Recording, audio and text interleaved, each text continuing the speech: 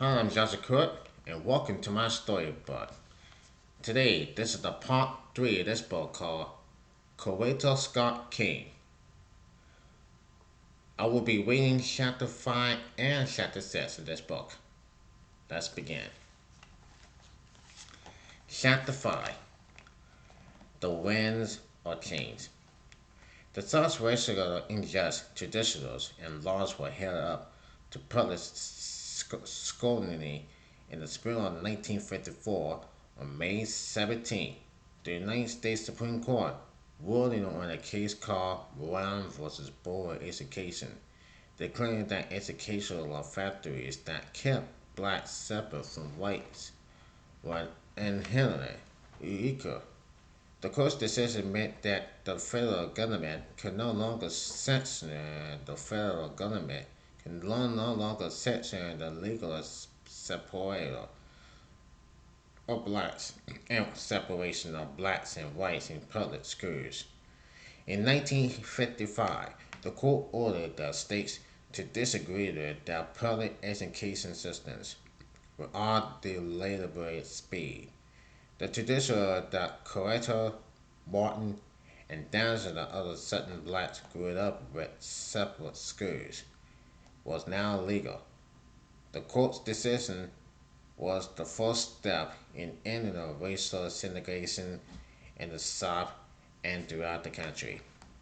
Brown vs. Board of Education was a victory for Southern blacks.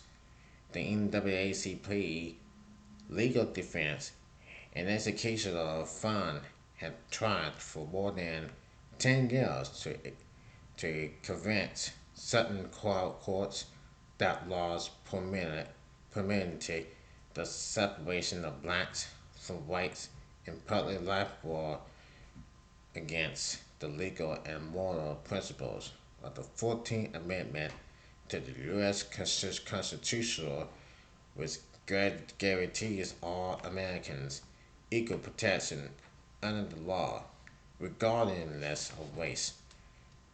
Through Good Marshall and Burnett Black Law and Director of the NAACP Legal Defense Fund, lead the battle against segregation in public schools and won. It finally seems as if African Americans can rely upon the highest court in the land to guarantee and defend their rights. For Coretta and Martin, the legal end of segregation can coincide with a new beginning in one of the most race-colored dividing cities in the nation, Montgomery, Alabama. During the Civil War, Montgomery had been known as the cradle of Confederacy as late as the 1950s. Blacks and whites could be arrested for socializing together in public. Martin was often the passenger seat at Dutch Baptist Church in Montgomery. He couldn't refuse the challenge. Denton was the home church of the middle class congregation that had grown attention in the face of racial injustice. Martin held he could inspire the congregation to work for social justice on behalf of the entire black community. If he could motivate the people, he could then put his beliefs about nonviolence and social justice into practice. Martin officially began his ministry on September 1st, 1954. Coretta, he graduated from the New England Conservatoire that June, had serious reservations about returning to the South. I want to breathe the free air and the ritual cultural life of the North and while longer and to enjoy the greater opportunities in Norton City will give me for future in my musician career. She recalled in her autobiography, a major legal milestone may have been won against segregation, but racism was still a fact of life in the South. But Martin felt an urgent need to pastor at a certain black church, so Coretta made up her mind to make the best of the situation. She quickly made friends with Janina Alabelli, the wife of Ralph Abernathy, an outspoken black minister who pastored at the First Baptist Church, also in Montgomery.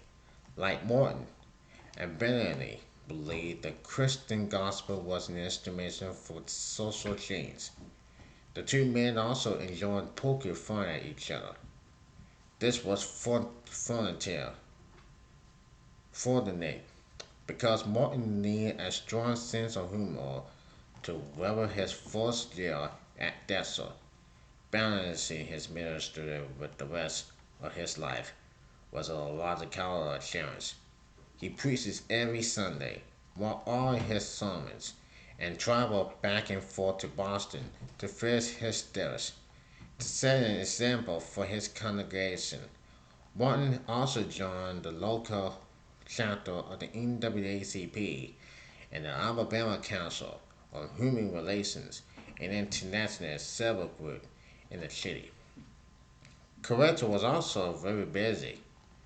Morton considered her best host her his best critic and often turning to her for sermon ideas before putting a pen to paper. Her musician gifts and training saw her were as a socialist and helper. In Denson area, Baptist choir, a few months after settling in Montgomery, she also performed in, in Concrete in Georgia. In early 1955, she sang in two concerts, but stopped performing that spring after discovering that she was pregnant. The couple was escalated to learn they were going to be parents in June. Martin was awarded his PhD from Boston University. Coretta gave birth to her first child, Lolana Denise, on November 17, 1955. She came home from the hospital a week after the baby was born, hoping to get a climb to motherhood in peace. But the winds of change began to blow in the south, with great urgency just weeks after the local spot. Rosa Park, a 42-year-old seamstress at a local department store, was riding a city bus home from work one day when she decided not to relinquish her seat to a white passenger. At the time, blacks were required to sit in the back of the bus, while whites sat in the front. If no seats were available in the black section, black passengers had to stand regardless of how many empty seats were in the white section. But on December 1st, 1955, the bus was so crowded that no seats were occupied. At each bus stop, more white passengers boarded and demanded that black riders leave their seats. But Rosa Parks wasn't moving an inch. The bus driver told her to give up her seat or be arrested, but Parks refused. She was apprehended by police and taken to the city hall. News of her arrest spread through the black community like a wildfire. Historian David Goro writes in his book Burying the Cross that E. D.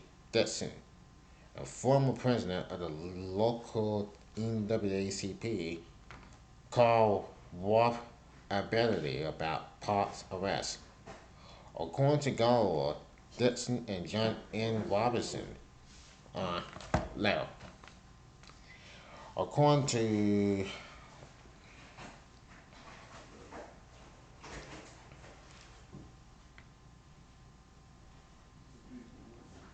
according to Gower, Dixon and John Anna Robinson, president of the Women's Polycultural Council, decided to organize a black boycott of Montgomery buses to protest the arrest and no political leaders to make the city's segregation laws more equal.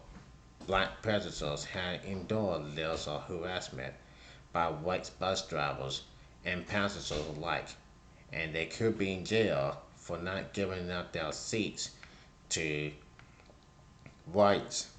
Dixon wanted to raise a meeting of black leaders to, to organize the boycott, and Bellamy is suggesting Martin Luther King Jr. to spearhead it. Martin agreed to hold a meeting of black relations and civil leaders at Dexter Church on Friday, December 2nd. More than 40 people showed up. They discussed the situation at Leonard and finally decided to hold the boycott the following Monday, December 5th, the day of Mr. Potts' trial. King and other leaders spent that weekend preparing their communities for the boycott. More than 50,000 blacks live in Montgomery, so their law what to do. The organizers distributed was a lot of what to do. The organizers distributed leaflets explaining the importance of the boycott. Black-owned tax companies were asked to provide group rates for blacks who were community to and from work. Everyone in the community was urged to stay off the city buses. Coretta remained the front all weekend, taking calls from community leaders and citizens who wanted updates and how could volunteer carpools. The Sunday night before the boycott was scheduled to begin, Coretta had planned to retire early. But between her crying faint and the ringing telephone, it was not to be. Instead, she stayed up until after midnight, discussing the likelihood of protest success with Martin. The South Jackson interview bus stop, part of the busiest line in the city, was on a corner outside the King's home. So Martin and Coretta would get a close look in the results of all their hard work when the first bus of the day arrived at 6 a.m. on Monday.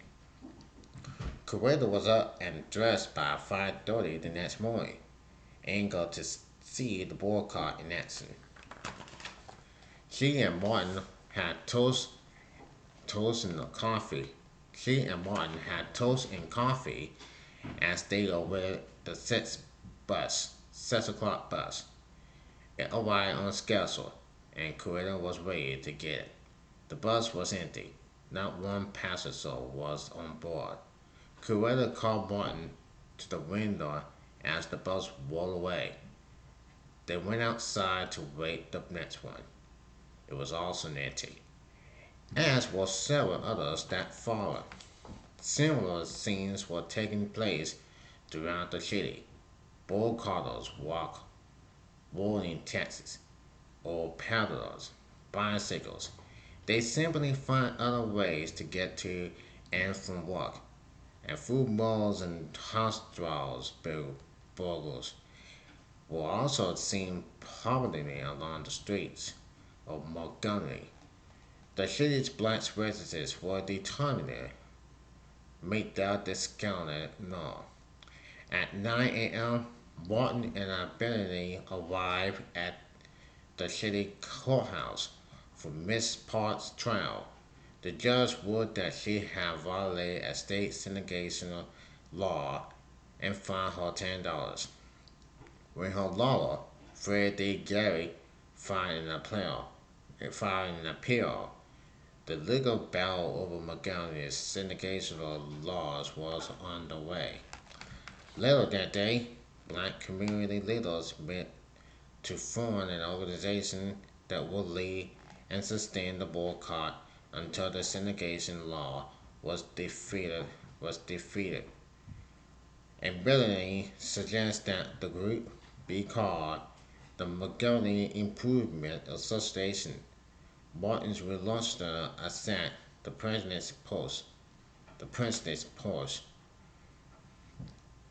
Unsure whether he was the right person to lead the group. After all, he already had his hands full for pastoral, pastoral at desert and taking care of his family. Even more worrisome with the potential danger to himself.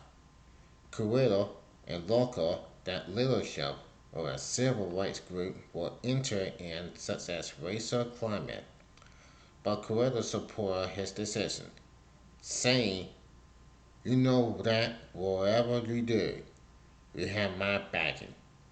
More than 1,000 supporters came to the Holy Baptist Church to hear a speech by the new leader of the boycott movement. Although he was nervous, Martin later told Coretta that God had carried him through his largely expository speech made before and surely the crowd. There comes a time when people get tired of being segregated and humiliated, tired of being kicked around. Martin proclaimed to the crowd. He insisted that the boycott was a tool to bring justice without violence. All actions must be guided by the deepest principles of Christian faith. He said, asking the boycotts not to hate their white neighbors. Martin called upon the people to find their faith and the courage to protest with dignity. This is our chance, he said, our overwhelming responsibility. The Indian's response was merely everyone jumped to their feet and cheered. The black community pleaded to support the MIA's three demands: that the harassment of black bus passengers was to end, that bus companies were to adopt an forthcoming first-survey seating policy, with blacks taking seats from the black taking seats for the back of the bus forward, and whites from the front moving backwards, and that black bus drivers were to be held to driving city bus waters that served black neighborhoods. Martin and the other MIA leaders worked to negotiate an agreement to disagree the buses with city officials and the bus companies, but the bus companies refused to burn. So the boycott continued. By mid-December, the MIA had to only go on a nice notice for a town carpool to take blacks to and from work. The came home became AIA, MIA headquarters, and Coretta played an important role. She answered telephone calls, coordinated carpools, and update boycotters on the ongoing schedule of community meetings. All the while, Coretta cooked for her husband and his colleagues whenever they met at the King home and cared for Local, who was only a few weeks old. The protesters were all organizing a strong will. The MIA held meetings at black churches throughout the city twice a week to encourage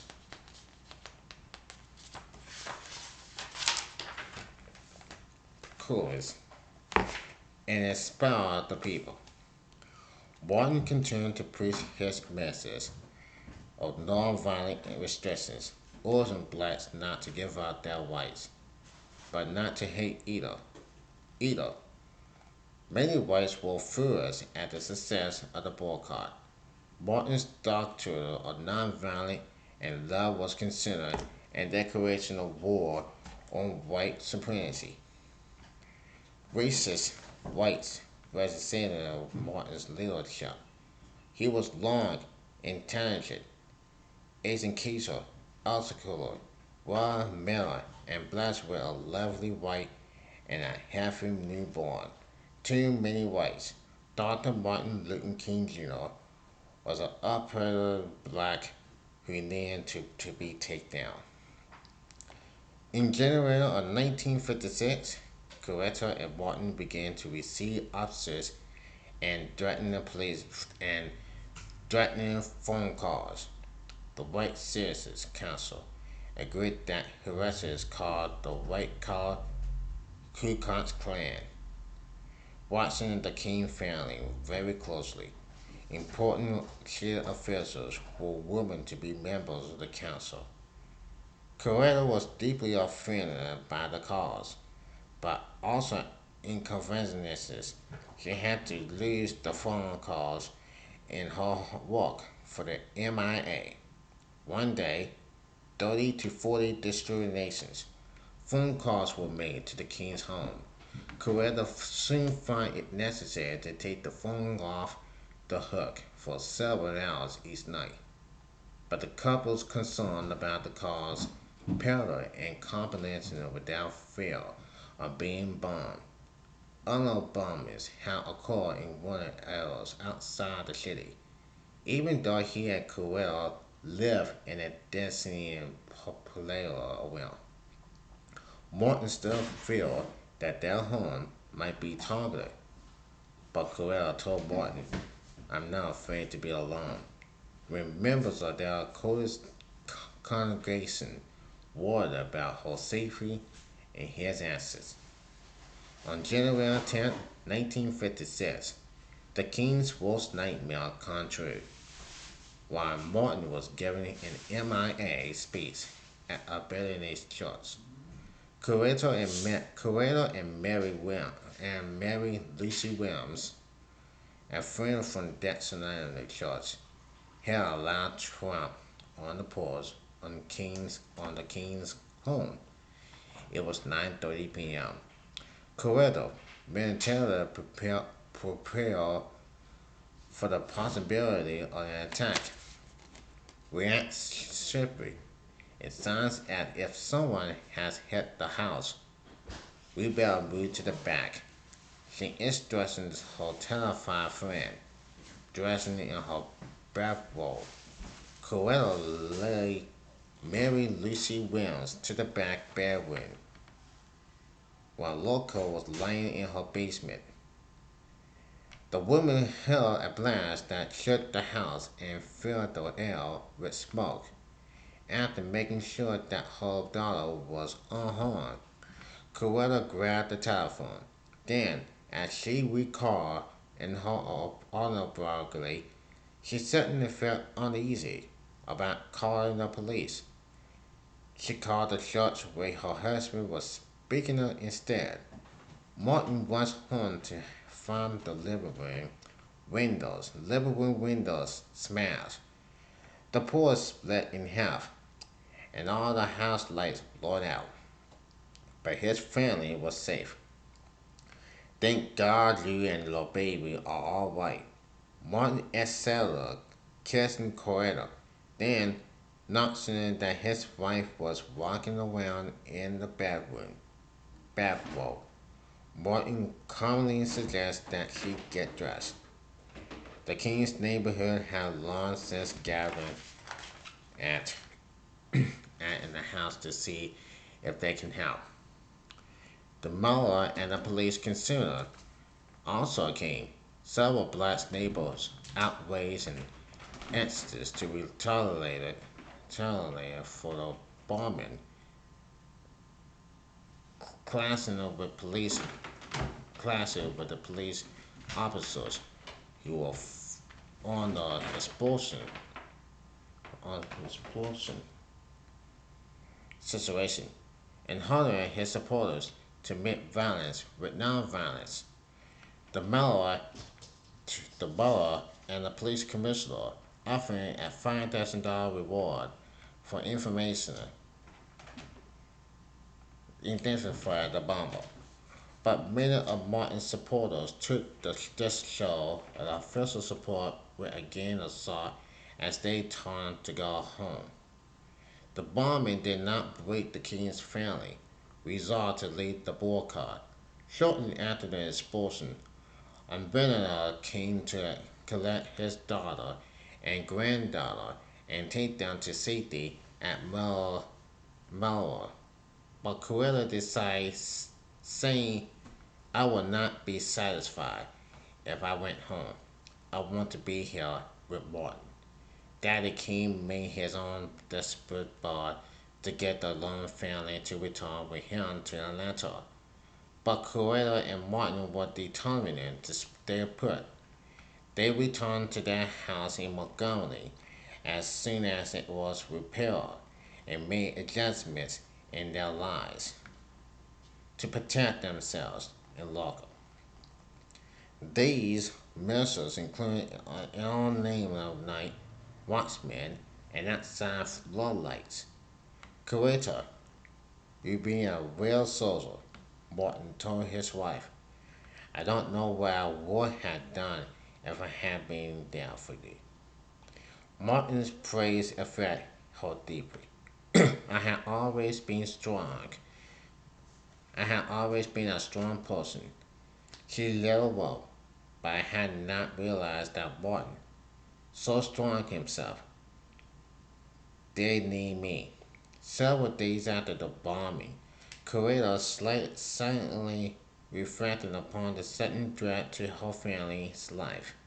She found the experience surprising, enlightening, enlightening. Coretta finally realized why she had married Martin. I felt there was a larger force working with me, and that was not alone. Coretta recalled years later. I knew at that point that being with him and participating in a movement was the right thing for me. Coretta's hopes of returning to the North were replaced by a deep commitment to the fight against social injustice. She would never again question her mission in life. After 3 months, the boycott was still going strong, and city officials fumed to top it. The city fined an Australia's laws against boycotting on its books. Sanctions about 90 of the best protesters leaders with a violation. Martin, who was on a literature tour when the arrest began, canceling his speaking engagements and holding to Atlanta.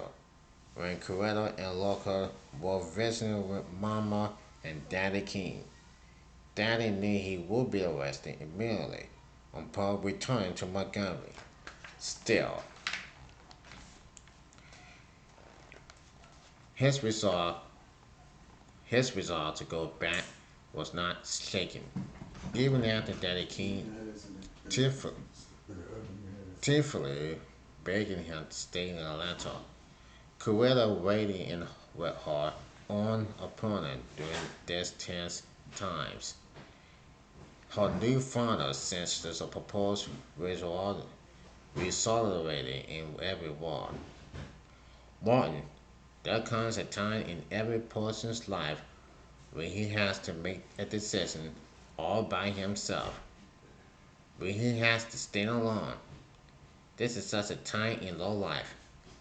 You know that what you feel is right, and I want you to know that whatever you decide to do, I will always be with you. The next morning, Martin turned himself in at the Montgomery courthouse, a compounded by wealth ability. He had already been arrested and released on bail, and Daddy King. His trial began on March 19, 1956. The judge found him guilty and sentenced him to pay $500 or serving 386 days of hard labor. Martin's lawyer appealed the decision. The wheels of justice had been grinding for months, and the lawsuit that the MIA leader had failed after the arrest of Rosa Parks. The MIA hoped to question the legislatures of Alabama's segregation laws. In June, a federal court ruled that the laws were unconstitutional, but the city's laws appealed the case to the Supreme Court. All the boycotts all the boycotts can do was continue to protest and wait. By this time, Martin Luther King was becoming a national figure, even a household name. Newspapers and television reporters from around the country traveling to Alabama to cover the pleading appeal, and blacks and liberty leaders from both the South and the North began to wonder about the MIA and its president, Bernard Webster, and civil rights and peace achievement who had traveled to England many years before to study Gerhardt's nonviolent movement, came to Montgomery to help the MIA map out strangeness to sustain the boycott. Coretta had heard Rustin speak about his trip to India when she was a student at Lincoln High School. She had heard one of his lectures again while at Oztex. Stanley Livingston, a white attorney, served as legal counselor for the MIA. Both Livingston and Rustin were members of the New York organization called In Friendship that raised money to help poor Sutton fight legal battles. The boycott continued through the fall, but by then black participants were being harassed more than ever. Boycotters were pulled out of cars and beaten. Black oil and gas stations were bombed. Fuel ambulances, the carpools, even walking to working void a high risk of bodily harm for the protesters. It was becoming more difficult for the leaders to maintain their moral. Coretta continued to coordinate the boycott for the king's home, but the project was losing steam. In late October of 1956, the Montgomery City government went to the court to get an injunction to stop carpooling in black communities. The city cleaned the carpools with a public minister with compromise the quality of life in the city. The boycott was now in serious danger, and court hearing for November 13 was scheduled to settle the matter. Morton and the other black leaders were worried. The Sunday before the hearing, Morton urged his congratulars not to give up hope and to keep their faith in God. By this time, it was hard for the protest not to amaze the worst. Morton confided his worries to Coretta.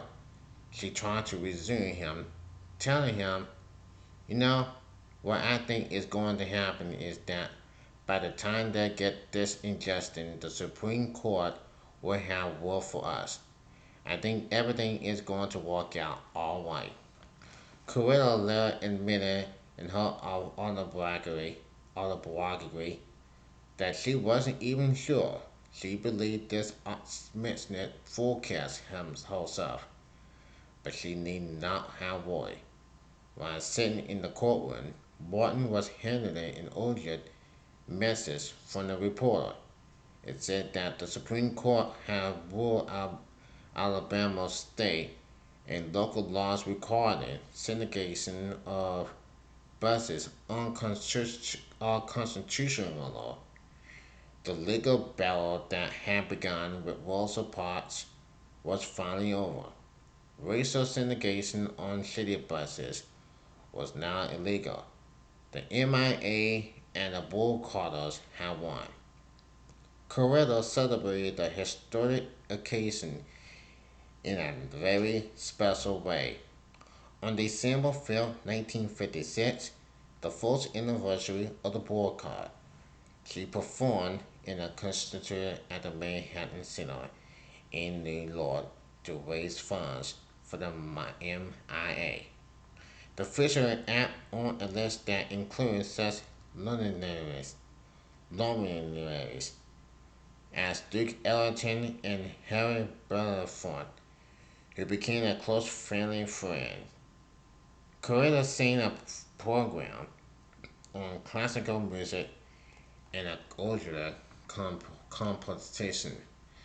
That told the story of the bus boycott.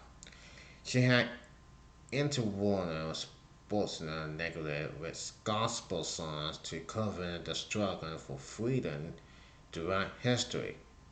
Coretta was John Brennan that night. I can feel the warm responsible love between us. She let walk, describing the bond she fallen over her and Dice. This was one time Coretta was glad she never gave up on her dream to become a concert singer. On December 20th, a long-awaited dream of Montgomery's black community also came true. The U.S. Supreme Court, ruling to disagree with the city's bus, went into effect. The memo declared that the bus companies will obey the ruling and that the police will cooperate. The next morning, Rosa Parks joined Martin, Rough Ability, and MIA Treasurer E.D. Dixon on a ride aboard the first desegregated bus on the South Jackson Avenue line. After 382 long days of nonviolent protest, change was slowly coming to Montgomery, Alabama. Coretta and Martin knew that there could be no turning back in the fight for civil rights. That's the end of the chapter 5. Chapter 6 is coming tomorrow on part 4. Until then, I'm Joseph Crudup. May God bless you and yours.